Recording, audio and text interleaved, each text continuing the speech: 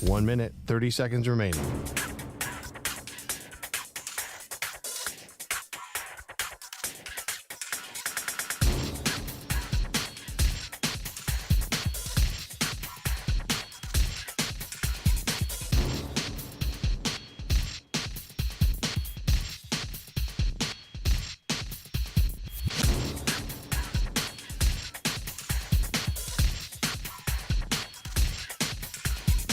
One minute remaining.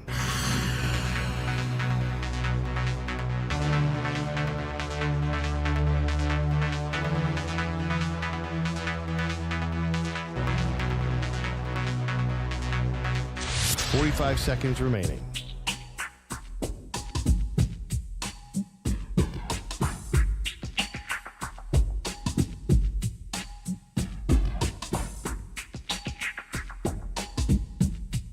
Thirty seconds remaining.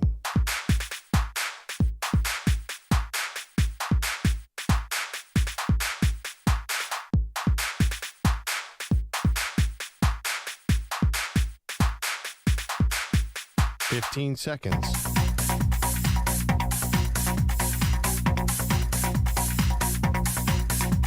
Break ends in 5 seconds.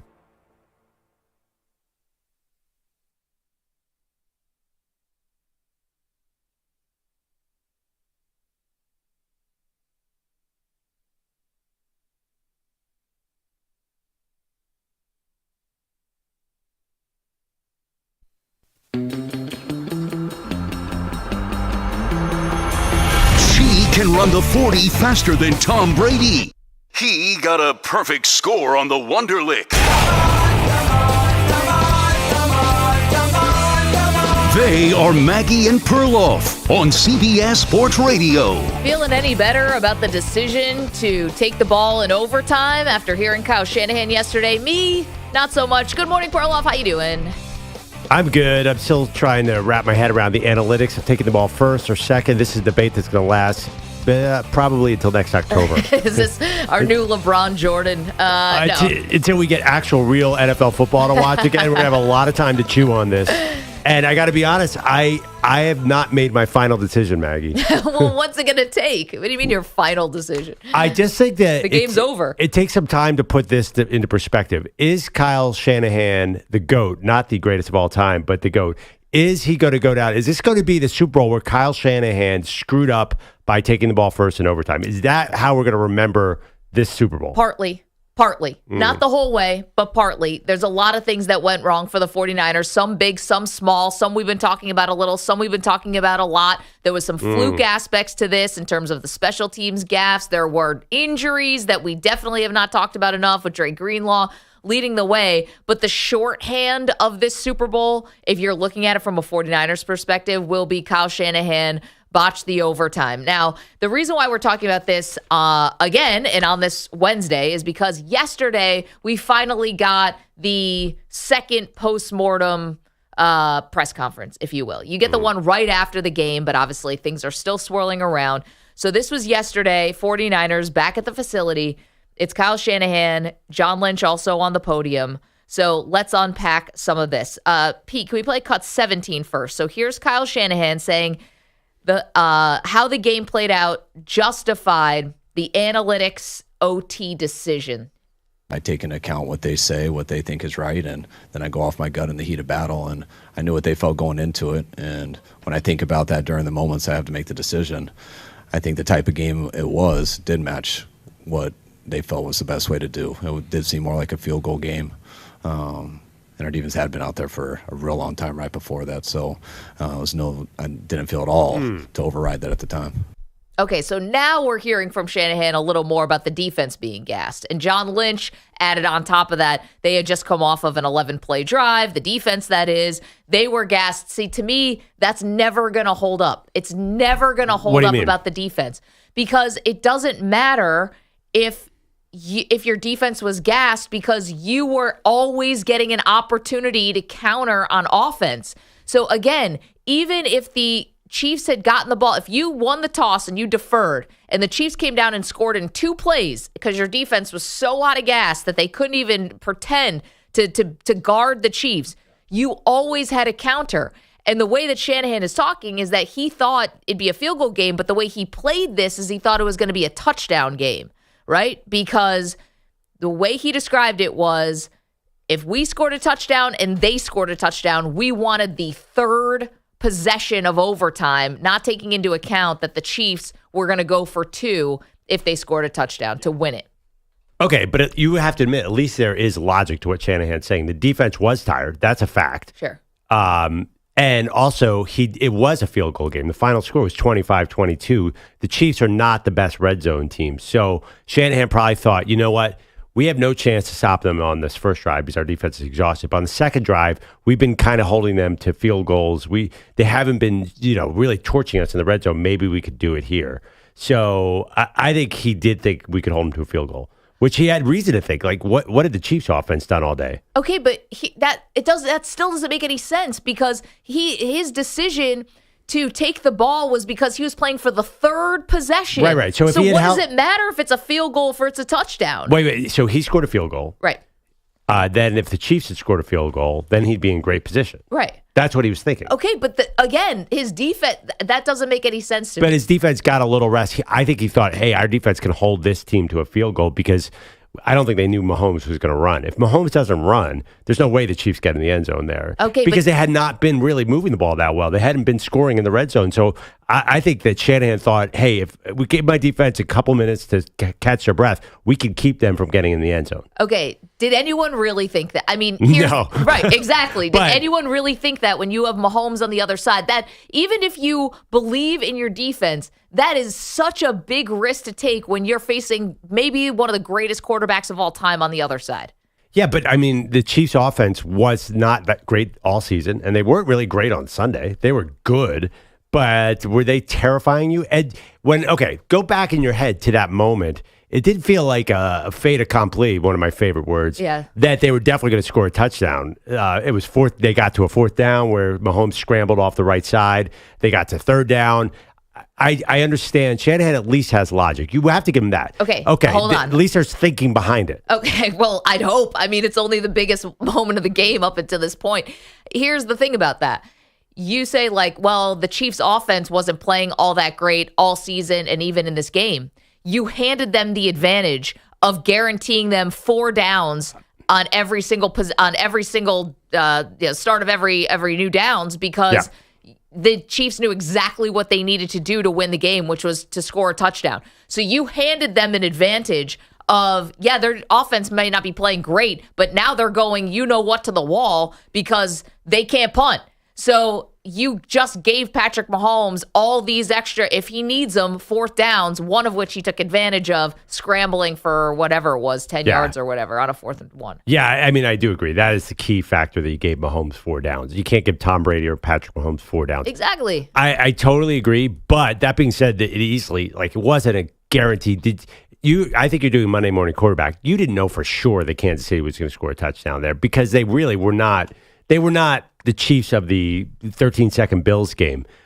There are moments where they were stopped. Listen, unless they got that muff punt, I don't know when they were getting in the end zone in that game. They were really having trouble getting through the red zone. So I understand Shanahan's. Now, one thing for sure, can we just admit, if Kansas City had the ball first, San Francisco was getting no pass rush. They were exhausted. They were going to let up a touchdown there. So that's a fact. So San Francisco would have been in a position where we have Brock Purdy against this great Kansas City defense having to score a touchdown. So that's not necessarily a position you are so excited to be in. Okay, but again, if it plays out the way you think it's going to play out, at some point you're going to need Purdy to march you down the field. He's going to have to do something in the overtime, right? So here's the thing. Am I Monday morning quarterbacking this? I don't think so, because I think this is, again, the process versus the results. You can always, the way that Shanahan is describing this still doesn't make sense to me. The day after the Super Bowl, I was a little like, I don't know. I'm not sure. Okay, was this a real big screw up or not? Ever since Chris Jones and Patrick Mahomes, so on the defensive side and the offensive side, both came out and said, we were going for 2 if we scored a touchdown. If the game was tied, or if the 49ers scored a touchdown first and then we countered with a touchdown, we were not kicking the extra point. We were going for 2. We practiced this. This is what we were doing. Ever since that came out, I've thought Shanahan completely blew it because you clearly underestimated your opponent. You clearly were not, when you went through your analytics, guys, you were not taking into account who was on the other side of the field. Would you bet your life that Andy Reid wouldn't change his mind in that moment? I don't think so. Knowing Andy Reid, that he might have pulled back on that, there's at least a chance. I know Chris Jones, it's easy to say now that they would have gone for 2, of course. But that being said, also the 2 is, it's close to I don't know what the percent, even with the Chiefs being the great Chiefs, it's not 80-20 that they hit that 2-point conversion. It's not the easiest play. We saw a key play on 3rd down in the red zone where Mahomes got sacked. No, I know. But here's the thing. I'll take 50-50 on the 2-point conversion versus we're tied because we both scored touchdowns and kicked extra points, and now I give the ball back to my opponent, and it's sudden death, and they only need a field goal. They're gonna score on like 65% of the drives there. So I'll definitely take my 50-50 shot and try to go for 2. It's ballsy. I wouldn't be comfortable doing it, but you would have to if you're really trying to play this thing the right way. I do agree with that, but I see it in college all the time. Yes, it was definitely a mistake as we look back on it, but it was not, to me, an all-time coaching gaffe. Because here's how it plays out. This is how I think it plays out. I think Kansas City scores a touchdown, goes up by 7. I don't think they go for 2. And then they stop Brock Purdy on the next drive, and the game's over, and Kansas City wins. So you think the results was going to be the same no matter what? And the reason I think that, I don't know for sure, obviously, but I do think there's a Mahomes issue. I think Mahomes finds a way to win that game. And I don't know for sure that Kyle Shanahan goes for 2. He's not the most aggressive coach. He's not Dan Campbell. So what if it's 7-7? What if Kansas City scores 7, then San Francisco scores 7, then the Chiefs kick the game-winning field goal? So it might have been the same result anyway. Again, this is why you defer, is because you let Kansas City go down there and they score, you at least know you need a touchdown and an extra point, or excuse me, and a 2-point conversion. And that's what brings us back to the preparation for this. And clearly, as we know now, there were 2 wildly different approaches to the preparation for this possibility from Kansas City and from San Francisco. Kansas City has told you, I don't think they're BSing us, guys. They told us that they talked about this, they practiced it, they knew exactly what would happen if they went into overtime. Here's Kyle Shanahan. He says not telling his players about the overtime rules. He does not think that this changed anything. We did say, we told everyone as we were waiting for the coin toss, hey, review everyone with them, make sure they're sure before we go out. So we asked the position coach to do that, but no, I didn't cover it in a meeting on the Super Bowl week. I don't think that changes anything. We did it with our analytics department. We decided that going into the playoffs. I think you guys know how I've explained how I make decisions with that stuff in the past. I take all the information I can get, especially ones I haven't been in, and our analytics felt that was the best way to go. Okay, let everyone else know. I think it's one thing, it's just very stark here on how the 2 teams approach this, and it's not surprising to me that the team that was more prepared won this game. I don't think that's why they won. First of all, everyone said, nobody had any idea. And now he's saying, well, we had the position coaches tell them. So the story keeps changing where more and more people knew what was going on. Just who was it? Eric Armstead didn't know? And Juszczyk. They both said they didn't know. So they weren't listening to their position coaches then, or the position coaches didn't tell them. I think this story, as we go along, originally we came out, oh my God, the Niners had no idea what's going on. Now Shanahan's like, we worked on it the week before with the analytics team. The position coaches knew. I think on Monday morning, it seemed like the Niners had never even thought of this possibly happening. Yeah. And there were people who even called in and said the Niners didn't know the rules. Apparently, according to Kyle Shannon, Juszczyk and Eric Armstead said they learned the rules by looking at the Jumbotron that they put up before overtime, what the new rules were. Okay, bottom line here. Do they win the game if they had prepared for this better? And I don't think so. I think you give yourself a better shot. I still think it's, whether or not you win the game off of this, it still does feel a bit unforgivable that a coach would not even the week leading up to the Super Bowl, starting in the postseason, just when the postseason starts. Guys, hey, this is new.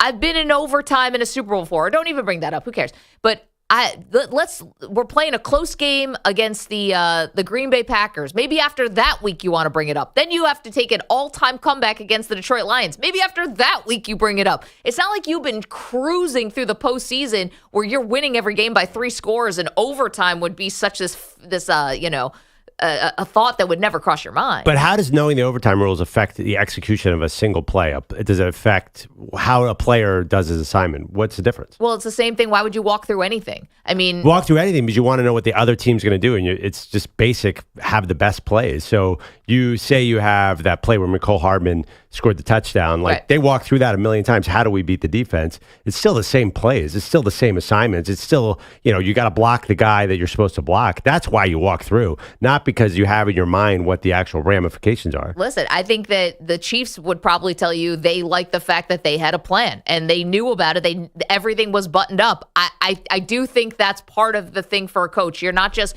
preparing your team, you're telling them the why. Why are we doing this? And why would we be taking the ball in overtime? Why would we be deferring if we're going to defer and just walk through that? I mean, how many meetings do they have? You can't add one more? Well, no, you're definitely not having a meeting on that because you're working on the game plan, I think. You're not going to have a meeting. You might mention Andy Reid said they installed this in training camp. They started talking about it. So I think, honestly, it doesn't affect what the Chiefs, if they had gotten the ball first, they're coming down and scoring touchdown. It's not going to affect the way they execute at all, right? They're just going to hit Kelsey. First of all, Kelsey was on fire at that point. That's true. Kelsey, Rasheed Rice, touchdown. So it didn't affect the way the Chiefs played at all in any way whatsoever. I think it did. I mean, I can't tell you exactly, but you do think it's a little odd that one team was totally prepared for this and the other team was not. I think it's being overblown.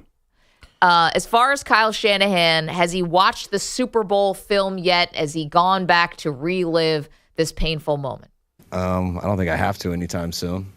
But I'm not really ready to right now. We got home last night. So I just hung out and watched Griselda Blanco with my family. It's pretty cool. It's hard because I don't feel like usually I watch sports or read something on my phone, and I don't really feel like doing any of that right now. So I got to catch up on some movies last night with my family. Smart. You watch Benny the Butcher? I was going to say, our guy, we're Benny the Butcher's favorite radio show. Also has a group called Griselda. No, instead of rewatching the film, he was watching a show about a murderous drug kingpin. I've seen at least 15 documentaries on Griselda, and the show makes her into a hero that is completely inaccurate. And the actress is Sofia Vergara is not. The real Griselda was a monster. And anyway, that's besides the point. Yeah. So he did watch something gruesome, just not the tape. Anything on a cartel, I'm in. You guys know the story of Griselda Blanco, right? Coming back from her days in Medellin. No, I don't know this. I'm just totally kidding around. Anyway, the fact that Kyle Shanahan, I like that. That's like Nick Saban after he lost in the Final Four. What was the show he watched? Do you guys remember? He went home and watched Netflix. He watched like a documentary, right? No, it was. We got to look at it. It was some Terry? cheesy show on Netflix. It was a Turkish. Oh, right. It was like a Turkish love story or something. We went back through all of Netflix's offerings from Turkey and try to decipher which one it was. He went deep into the crates in that one. I got to say, Aaron Boone, the manager of the Yankees, watches one episode of Friends every night. And he watches them in order. Yeah, I get it. That's really helped him out. I know. Maybe he wants to switch to Seinfeld or something. There's one thing about what Kyle Shanahan said that really is bothering me, having now heard him talk again about this. Sure. Is that he said it was a field goal game and that he was playing for that, essentially. The Chiefs have maybe the best field goal kicker in the NFL. The Niners may have the worst. That's true. Now, I know Moody hit 2 really nice field goals. He also got an extra point blocked. Right.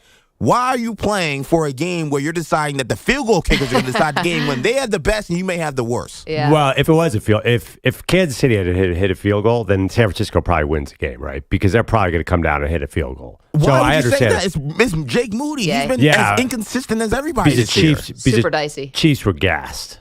I think the Chiefs defense was also tired. I think the Niners could have, if the Chiefs had just scored a field goal, I would have given a huge win probability edge to the Niners in that last drive. Well, they would, but again, to EJ's point, even if it's only a 35-yarder, 45-yarder, whatever it is, how much do you trust Moody? Moody is a complete adventure. To say you're playing for a field goal game when they have Buck Crew, you have Moody is asinine to me. Yeah. You don't have Adam Vinatieri, Shanahan. Come on. Well, but the reality is they probably win that game. I think if they had held the Chiefs, I think the way the Chiefs defense was on the last 4 drives, I think San Francisco wins that game. I understand what you're saying, but if they could have just held it to a field goal there, the Niners are the champions. So some of the things that have come out after this from analytics people believe that had it been tied after both teams had a possession in overtime, the odds that the 49ers would have won after that was about 65%. So listen, again, I agree with EJ. You're going to leave this up to Jake Moody? You're just lucky that he was hitting the ones that he was hitting. And the missed extra point was one of the huge turning points of the game because mathematically it kept the Chiefs in it. It made the comeback so much easier. It might be the reason why they lost. I mean, we're talking about all this stuff about the overtime, but like if they make that a 4-point game and they have to score a touchdown at the end, different. Maybe it's an entirely different ballgame. We see you guys on the phones. We want to talk to you about this. 855-212-4CBS. Hang tight. We will get to you. 855-212-4227. By the way, yes. Sorry, one thing. Yes. There were 7 field goals in this game. It was a lot of field goals. Harrison Butker could have been the MVP. Someone called us and told us that. Moody had a great chance. Moody was one of the leaders for MVP, too. I mean, this was a field goal game. I think maybe, what's the most field goals ever in a Super Bowl? It's got to be close. I don't know. We also will get to a bigger picture sort of thing on the San Francisco 49ers and how much do these tough losses and painful losses, how much does this scar tissue start to add up? 855-212-4CBS. Don't move. Maggie and Perloff, CBS Sports Radio. You're in a 5-minute break.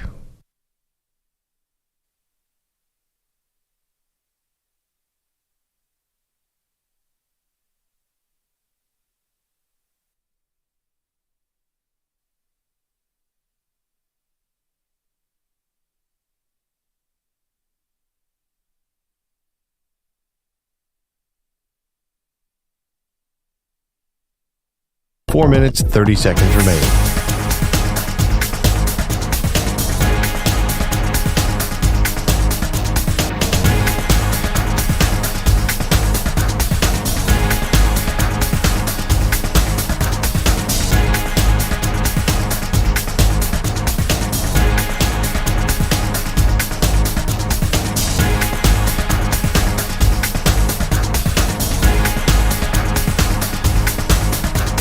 Four minutes remaining.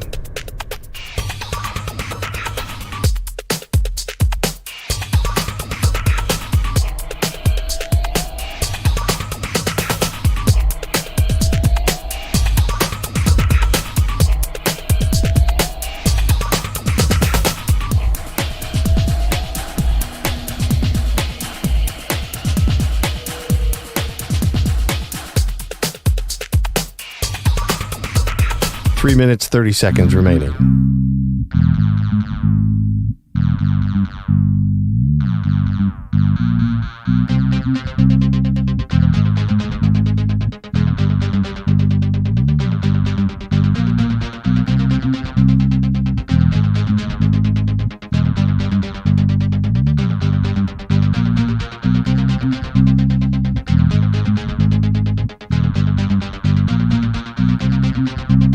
Three minutes remaining.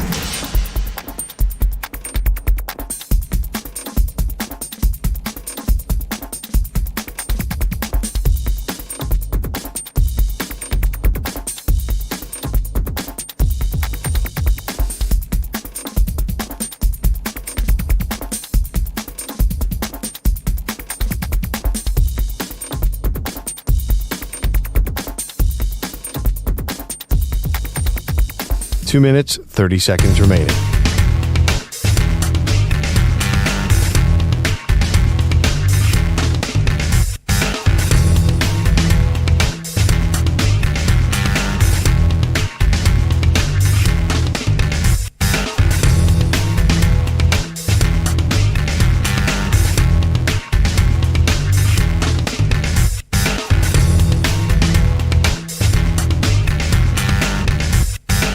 Two minutes remaining.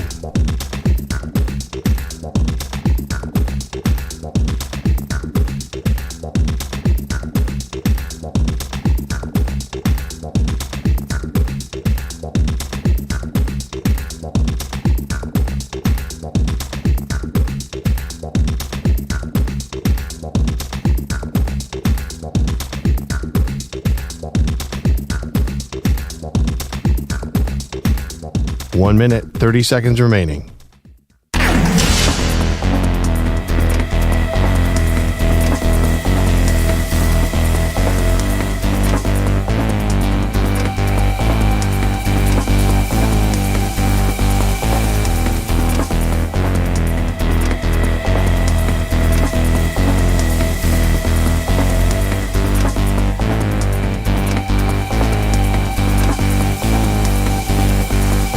1 minute remaining.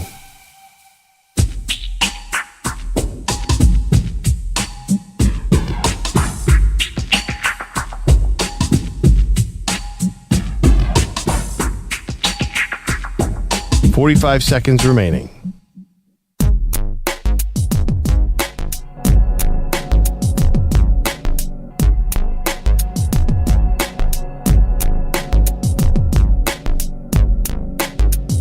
$30 seconds remaining.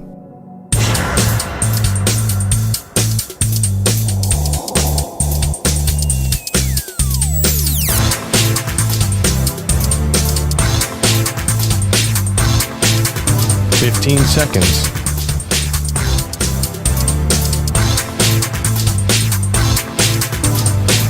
Break ends in 5 seconds.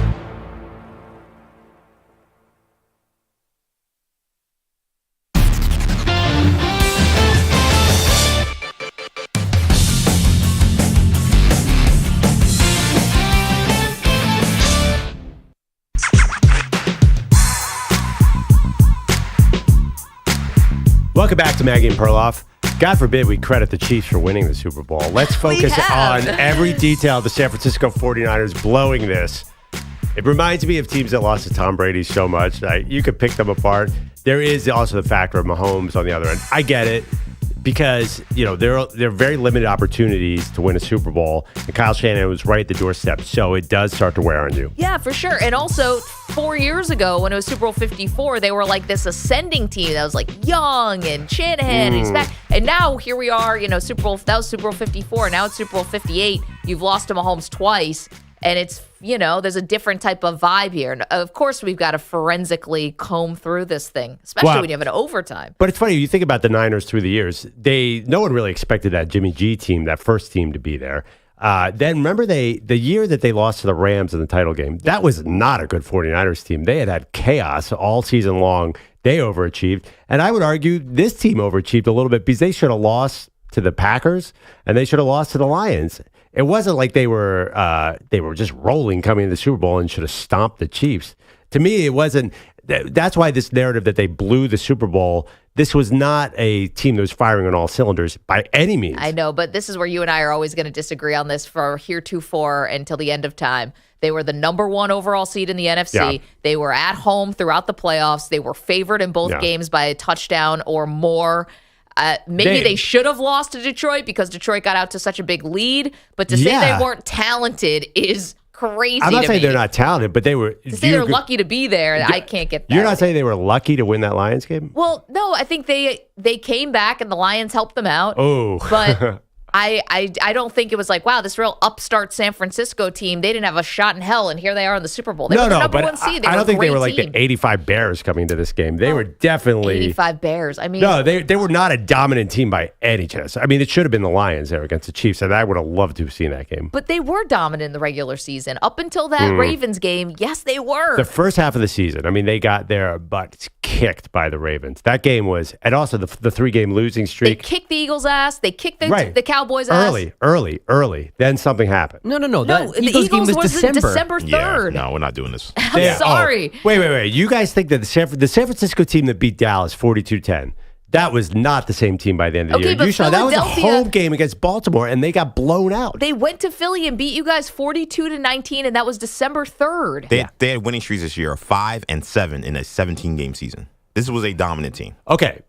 This was a dominant team. So you saw a dominant team against Green Bay and Detroit.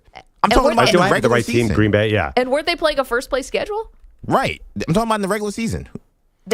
Who rattles off 5 separate winning streaks of 5 games and 7 games in a 17-game season? Yeah, they're a good team. Let's go to the phones. 855-212-4CBS. Honestly, there's nothing I disagree with more of you guys. You think the Niners were coming on rolling like a juggernaut. That is not the team I saw. I agree with Perloff. They were good in the regular season, but they were flawed extremely in the playoffs. Okay, but they were still the least flawed team in the NFC. Right. In a whole conference. Well, how about the coach decides to tell the players all the rules? No. Different thing. Start there. No, I'm sorry. You're jumping around now. The team has to be prepared. That's the whole thing. Andy Reid was prepared. He wasn't. And that's what happened here. And they lost because they weren't prepared. Wait, hold on. I was told that the Packer game was only close because of the weather. That's what I was told. I was told it's because Brock Purdy can't play in the rain, but that was only close because of the weather. Who told you that? The society. Oh, okay. Honestly, the Maybe Packers. some people on the show. We all agree the Packers should have won that game. The Packers had that game. I agree with you on that. But I'm talking about going into the playoffs. Again, I don't know how you can say going into the playoffs that this was not clearly the best team in the NFC. 2 weeks before, they had lost at home by 2 touchdowns. Yeah, to the best team in the NFL. They were 2 touchdowns behind the best team in the NFL. But that doesn't mean they weren't the best team in the NFC. Right. You're acting like they were reeling going into the playoffs. Right. Brock Purdy was the MVP before that game. And that game, again, was December 25th. It was Christmas. This is late in the season. I mean, I think Week 15. I think most people downgrade the Niners after that loss. I guess you guys didn't. You said, "Oh, well, you know what? They lost to the Ravens." So I guess I don't know. I did not think San Francisco came in really at their best. Well, the next two, I mean, they were so good that they didn't have to play any of their starters the final week of the season. They were there. Mike's in Dallas. Good morning, Mike. How you feeling about Kyle Shanahan's game plan in the Super Bowl? First and foremost, happy Valentine's Day to you and Perloff. Oh, thanks. Y'all know y'all really have a face for TV. I don't know why y'all are doing radio. Isn't that sweet? Can we clip that, cut that, send that to somebody, an executive? You might be talking about Maggie. I don't know about the rest of us. I get help from Allie, by the way. You got a civil jawline. Listen, we're a good-looking bunch.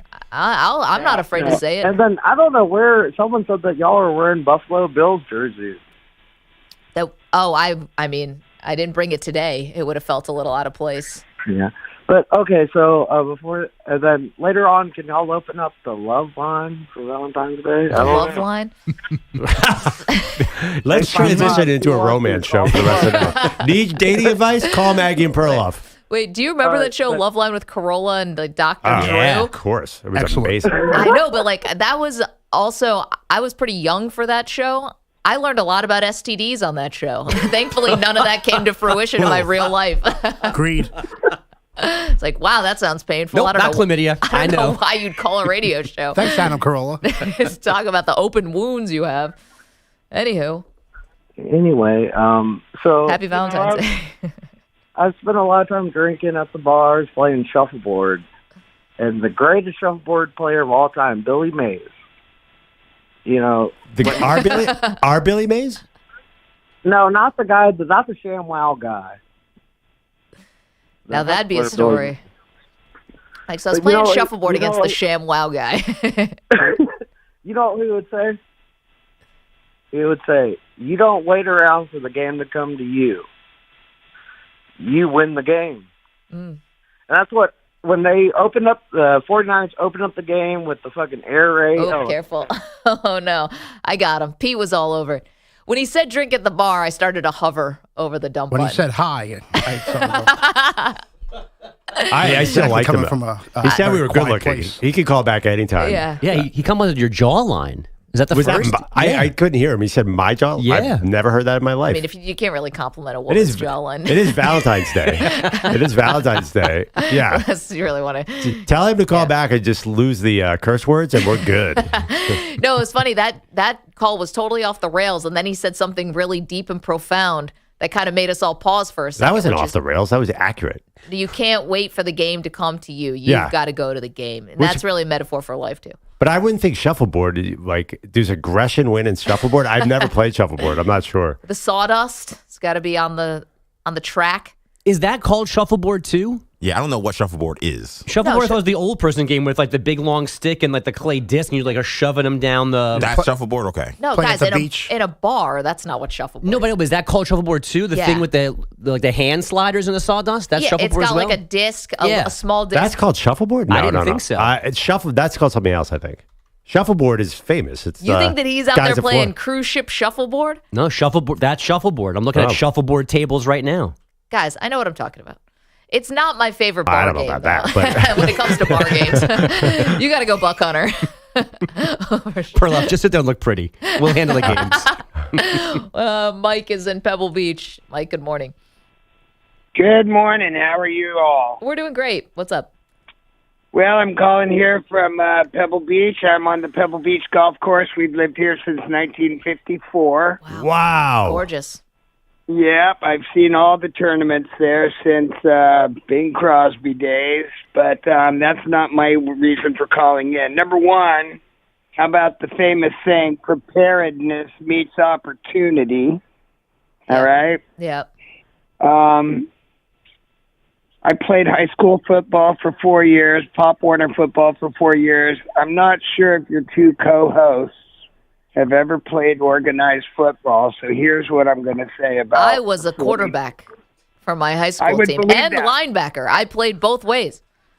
I like what you're talking about. I 100% agree with what you've been saying, and here's what I'm going to say. Yeah. I've had season tickets since 1964 at Kezar Stadium for the 49ers. Okay. I had 4 club seats to the Super Bowl, 49-yard line. No, Mike, you've got the receipts. We just need the point. What do you want to say? Here's 2 points. 2 points. Give us your best one. A minute 39 to go. We're on the 9-yard line, right? 3rd down, 4 yards to go. Why don't we run Christian McCaffrey?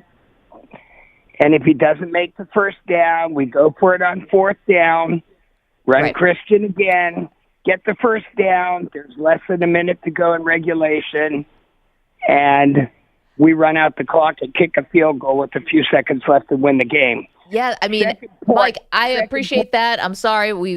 It's fun. We'll talk about Pebble Beach. Perloff's got a good Pebble Beach story, too.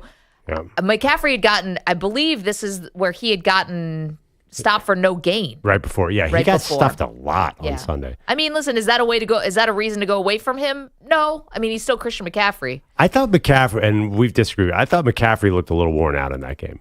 I feel like his breaking tackle rate was not the same as it was during the season. There were a bunch of plays where one guy got him down, and that's not usually the thing with McCaffrey. He was good, but was he really the Christian McCaffrey MVP? Christian McCaffrey? Listen, 80 yards rushing, 80 yards receiving. 22 carries for 80 yards? I mean, 30 total touches. Yeah, I mean, I'm not sure he was super fresh at that point in the game. If they ran it twice, there's no guarantee they get it. The Chiefs' run defense was playing really well. Okay, we see you guys on the phones. Hang on. I know Perloff wants to talk about this. Should we just take Steve really fast? I know this is big for you. Yeah, get into it. Okay, and then we'll get to Bogish. Steve is in Virginia. Perloff loved this point. Steve, go ahead.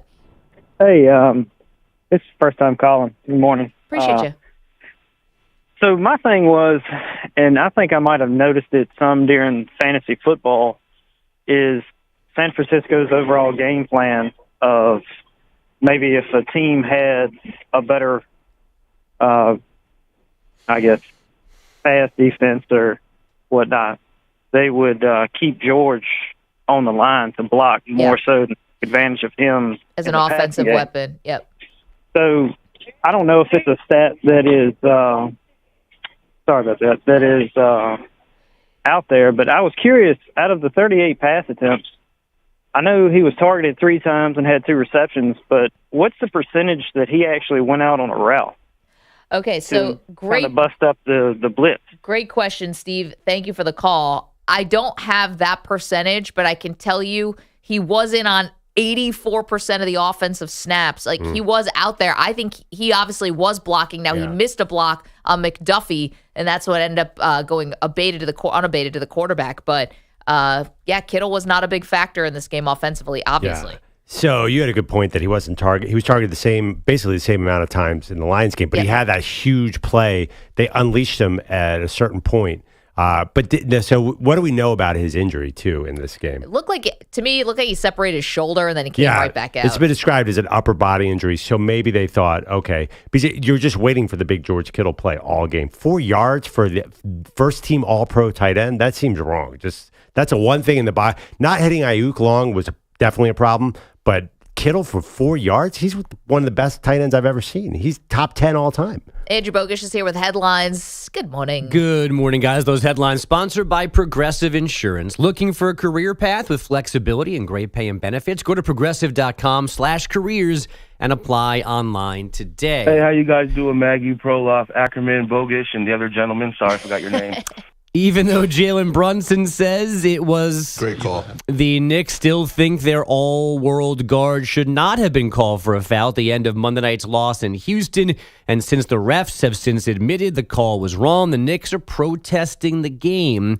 Now, we did this a few weeks ago, so remember, it actually costs a team money to file a protest. Once they do, the league must respond within a few days, and only 6 protests ever have been granted. To be successful, you have to prove that a rule was misapplied, not just a call was wrong, which is the case here. So this one probably will be unsuccessful as well. All for a loss in Houston on a Monday night in February.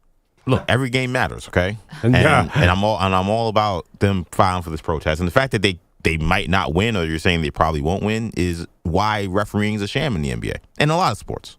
You should put up a poll. Does every game matter in the NBA? I think that would be 97% no. Every game counts. Every game counts. Does every game matter? Technically, every Look, the Knicks are in a race for the 2 seed, and getting that 2 seed does matter. Yeah, no, they're playing hard. Yeah. What else we got, Bugs?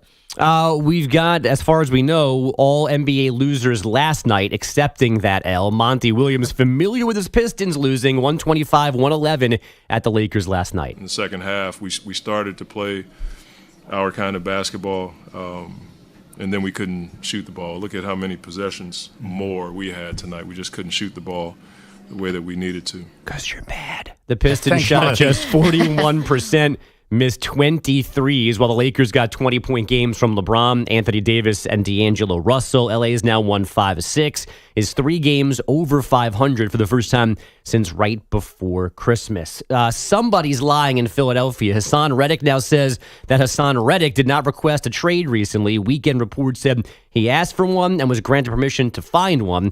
Reddick is entering the final year of a 3-year, $45 million contract. He just had his 4th consecutive double-digit sack season. That's going really well. I'm really excited about this Hassan Reddick situation. Yeah. That's good. Get drama. It's not even barely the offseason yet. The college football playoff and ESPN have reportedly agreed on a 6-year, $7.8 billion extension as the postseason expands to 12 teams. This agreement gets added on to the remaining 2 years of their current deal. Next week, the CFP Board of Managers, sounds like a great group, they vote on the format for this larger bracket. They'll likely end up inviting the 5 highest-ranked conference champions plus the next 7 highest-ranked teams. And by the way, Congress and Supreme Court, they're going to love that number, 7.8. They're really going to side with college football on that one when this all gets into court. 7.8 million? What are we doing here? Billion. How much are the players getting out of that? $4. $4, bogus, by percentage. It's actually Gatorade in a little They're going to tape. get smacked down so hard, and I'm going to be there for it. They're going to get killed in the courts, killed in public. Oh, whatever. So you're going to drive to San Antonio and then drive to the court? Is that how it's going to work? I don't need to. I mean, that's the one guarantee DC. win. Yeah. We're going everywhere. DC on the way to San Antonio? It is, but not the way Perloff's going. I know this Right, is he's the going to Chicago, I NBA, forgot. nobody likes to dunk on college football more than Congress. They don't understand it, but they're going to kill these guys. And then there's college basketball. Men's number 4, Marquette, surviving a trip to Butler, 78-72. Tyler Kolek had 27 points, 7 boards, and 6 assists. And the Edmonton Oilers doubled up the Red Wings last night, 8-4. Connor McDavid, a career-high 6 assists, 1 shy of the all-time single-game record. You'll be shocked to hear that Wayne Gretzky shares that all-time single-game assist record with 7. Did it 3 times. Of course. Apparently he was at the Super Bowl, but I don't think they showed him on TV, Wayne Gretzky. I thought I saw him. In a commercial. Oh, okay. But I didn't see him at the game. Yeah, apparently he was in the suite. I was doing some detective work on Page 6. He was in the BetMGM commercial, right? With Brady. Yeah, that was a funny one. I like that one. I get this mixed up. His number is universally retired in the NHL, right? Correct. Thank you. What'd you get it mixed up with? No, the other player. Jackie Robinson? Jordan. That's what I got mixed up with. Oh, Jordan. Jordan. No, that's only in Miami. Yeah. That should be retired across the league, as far as I'm concerned. Bogus, did you hear that I was front row for Connor McDavid, and I'm now like the hockey expert on the show? Front row where? Edmonton versus Vegas Knights. I did not realize that, no. Is that the game that Maggie couldn't go to? Yes. Didn't go to. Did not go Wasn't to. it? There's asked to go to? a lot of Monday morning quarterback of what Maggie did or did not do at night in Vegas. And what we did or did not invite her to. I definitely didn't sleep. How dare you guys do that without me? What about the 7 invites we gave you during the day? I lost those. It's like Kyle Shanahan. You didn't explain it to me until right before you were going out. She was holding out for the 3rd trip to her favorite restaurant. I was waiting for the third spin. Veal parm again? That one I definitely didn't go to because I would have been asleep under the table. Everyone else did. We heard about it too. Oh, sorry, buddy. Everybody. No, everyone had veal parmesan at the same restaurant at the same time. I had shrimp scampi. Yeah. Yeah, with all due respect, our circle of friends is not that important. That restaurant should not have had space for the Zach Gelbs of the world during Super Bowl week. In private room. I mean, come on now. This is a Sully connection. Be better. Well, that wasn't necessarily Zach. But Bilotti, you have no reason to be jealous about the meals because you really should be jealous about how we were hobnobbing with the pro wrestlers. Yeah. Basically, me, EJ, and Maggie Stop were bringing this up. holding hands with Cody Rhodes. It was so fun. Oh, yeah. Early Valentine's Day. Schwartz was in there. It was Peter Schwartz. Pierre Schwartz. Pierre Schwartz. Peter and It was Pierre. He has an alter ego. Imagine if he was sometimes Pierre and sometimes Peter. When he covers wrestling, he's Pierre. When he's here, he's Peter. See Peter get that chance. He did not get the invite to Veal Parm. Honestly, we are first name basis right now with Seth Rollins. I'm sorry. He had the veal for breakfast. Seth Rollins, a.k.a. you guys again. You guys again. Thanks for the click. That's definitely how you want to start an interview with somebody. You guys again. Yeah. Actually, I'll take it. In reality, Pete, you should have seen Seth's face when he saw us again. Like, hi, we're back. Yeah. Oh, you're legally stalking me. Great. Like, he doesn't get that enough. Like, nice bows on the shoes. Anyway, 855-212. I'm sorry, Bogish, were you done? Oh, yeah. 855-212-4CBS, 855-212-4227. Okay, the one obstacle facing the 49ers that nobody's talking about. We'll get to that next. Maggie and Perloff, CBS Sports Radio. You're in a 5-minute break.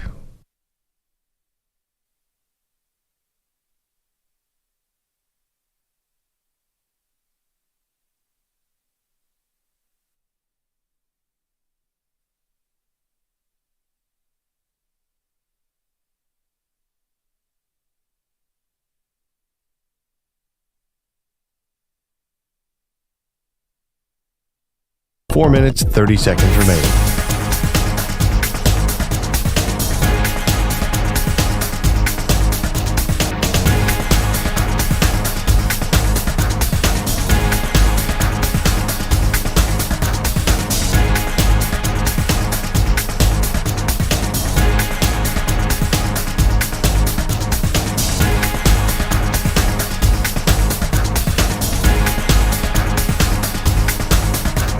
Four minutes remaining.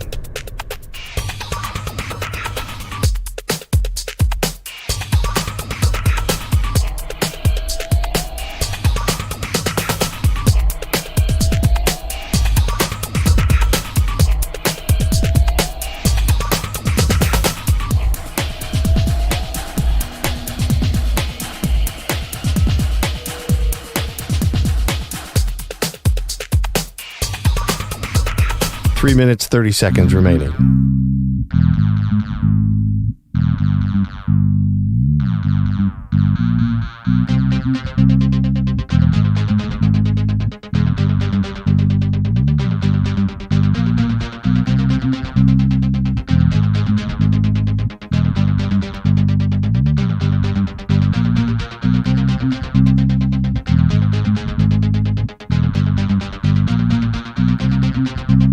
Three minutes remaining.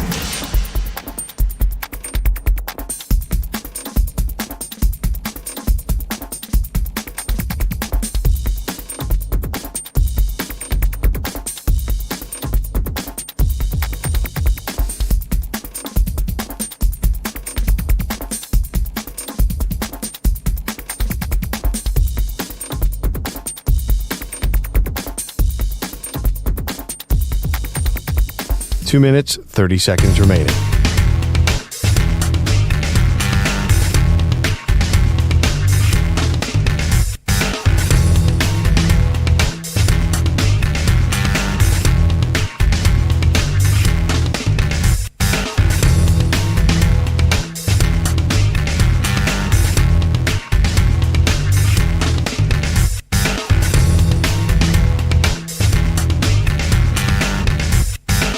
2 minutes remaining.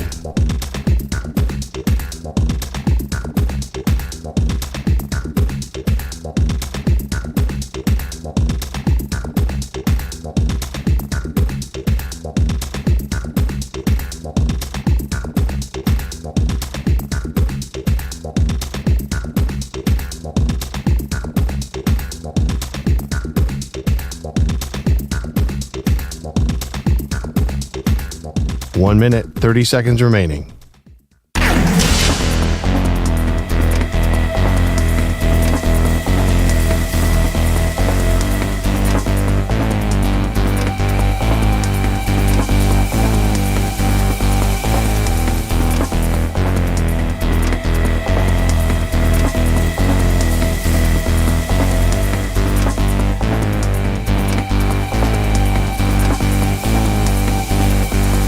One minute remaining.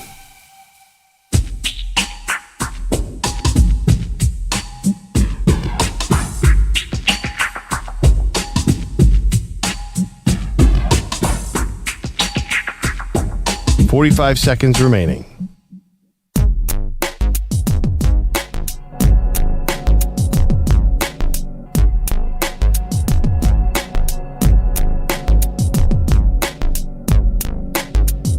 Thirty seconds remaining.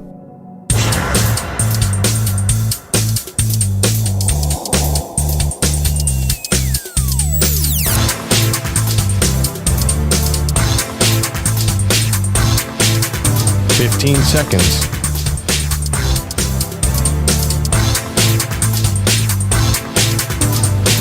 Break ends in 5 seconds.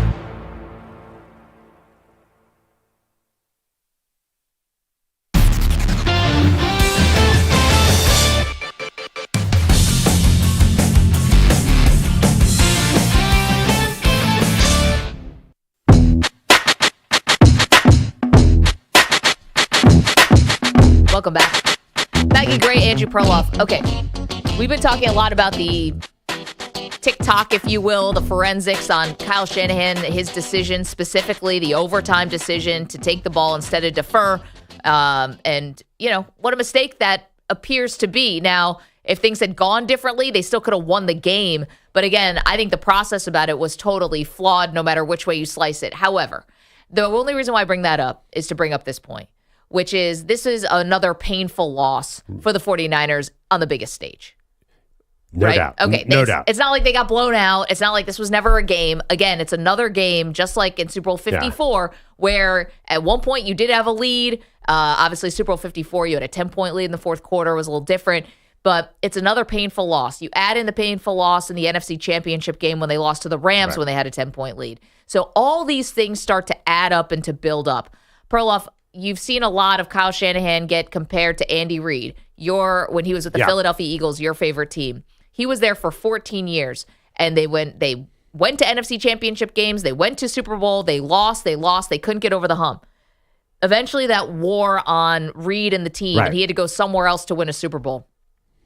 Are all these losses piling up with Kyle Shanahan that it's going to be more likely he would win a Super Bowl somewhere else with a fresh start than right here in San Francisco? Yeah, I don't see that at all because he seems to have a great marriage with John Lynch. I mean, I know the Trey Lance thing was weird. But generally, you ever hear those two talk about each other? It feels a lot like Les Snead and Sean McVay. When you have a coach and a GM in lockstep, which you had for a long time with Andy Reid and Howie Roseman, I think you can last a long time. And even if Andy Reid's your model, that means there's 7 more years in San Francisco. That's an NFL lifetime. He could easily get another one here.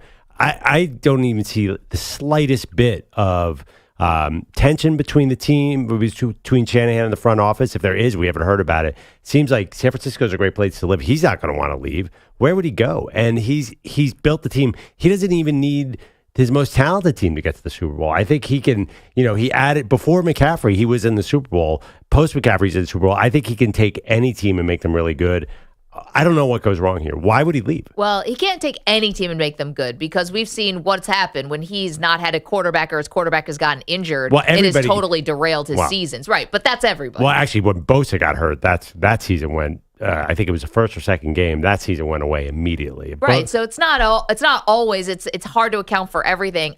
Listen, it's not like this hasn't been free of drama. I don't know about tension, but the Trey Lance thing was definitely. How could that not have caused tension in the building? They made a mistake. Yeah, it happens in the draft. That's not.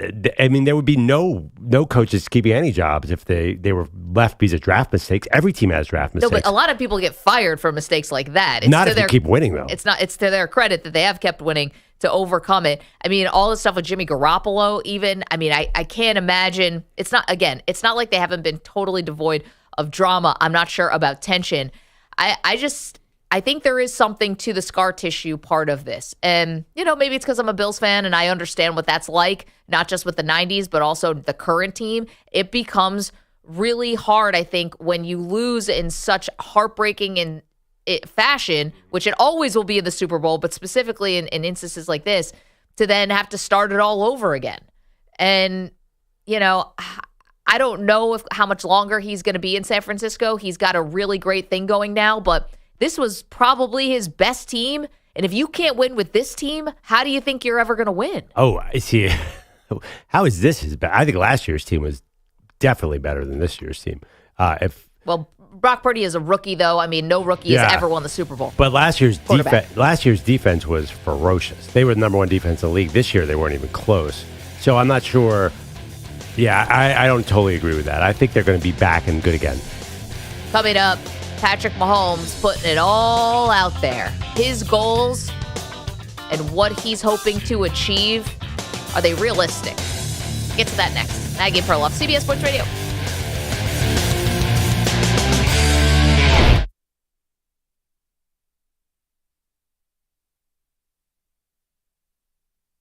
You're in a 5-minute break.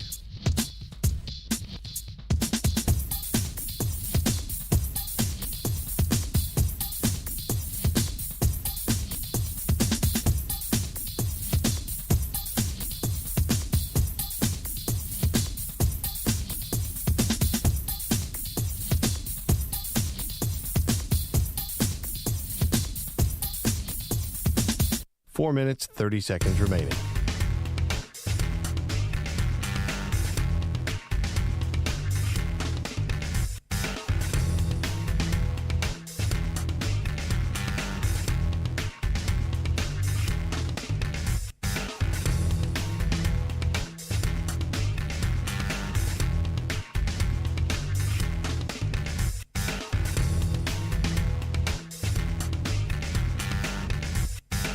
Four minutes remaining.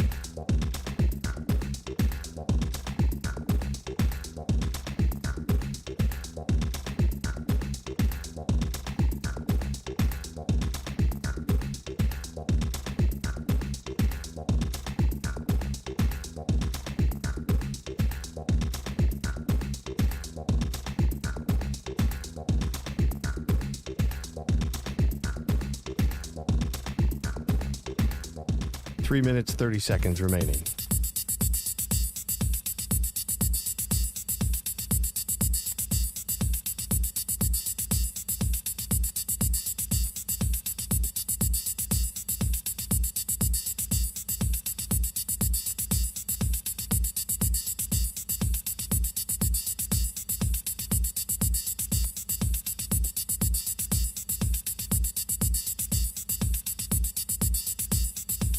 Three minutes remaining.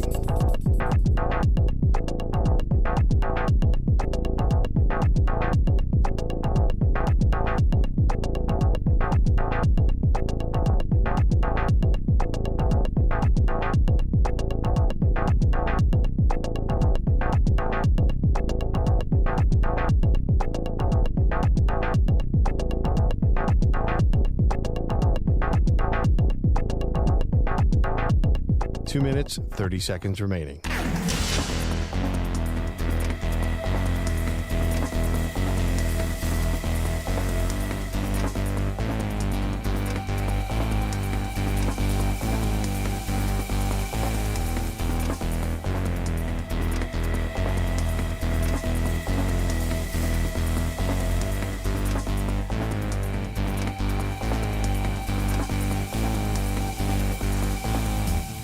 2 minutes remaining.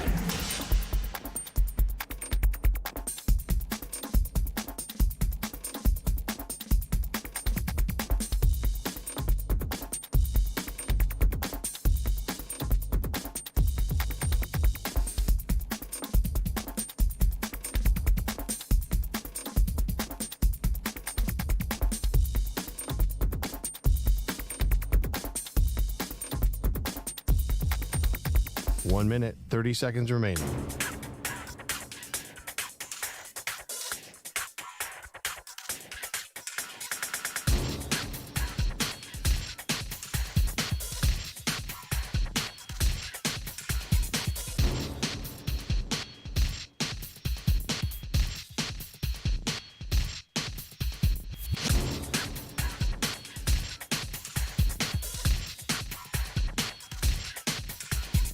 One minute remaining.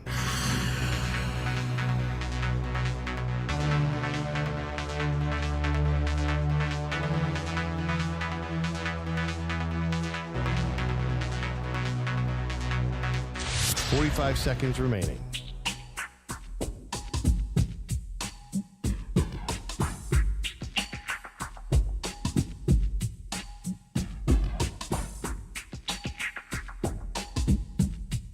Thirty seconds remaining.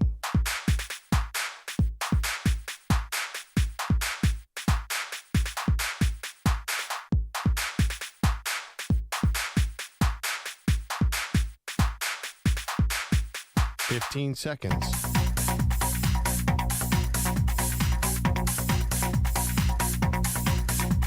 Break ends in 5 seconds.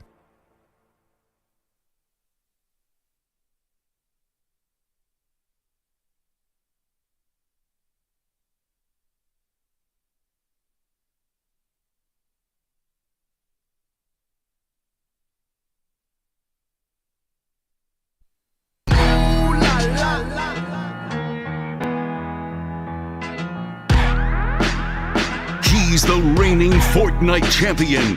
She's a Call of Duty legend.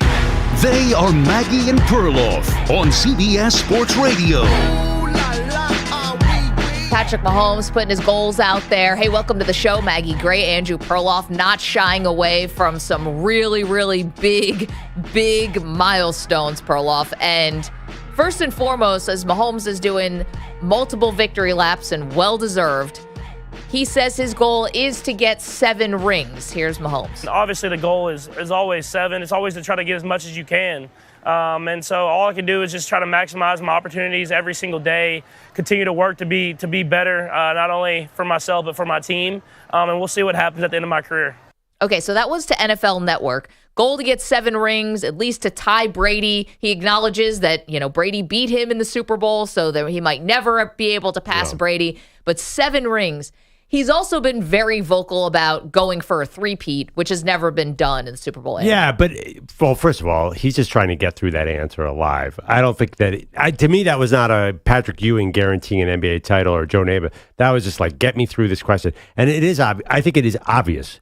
Yes, your goal is 3-peat, and your goal is to 7. Every quarterback wants to win the Super Bowl, and especially if you're Patrick Mahomes. So it is obvious. But to me, I'll tell you right now, this team is not 3-peating, Maggie. So I think it's more realistic that he gets to 7 because he's 28, so he has a chance to do a Patriots, maybe have multiple careers within one career like Tom Brady, because I think it's going to be really hard to 3-peat because everything had to go right for them to 2-peat.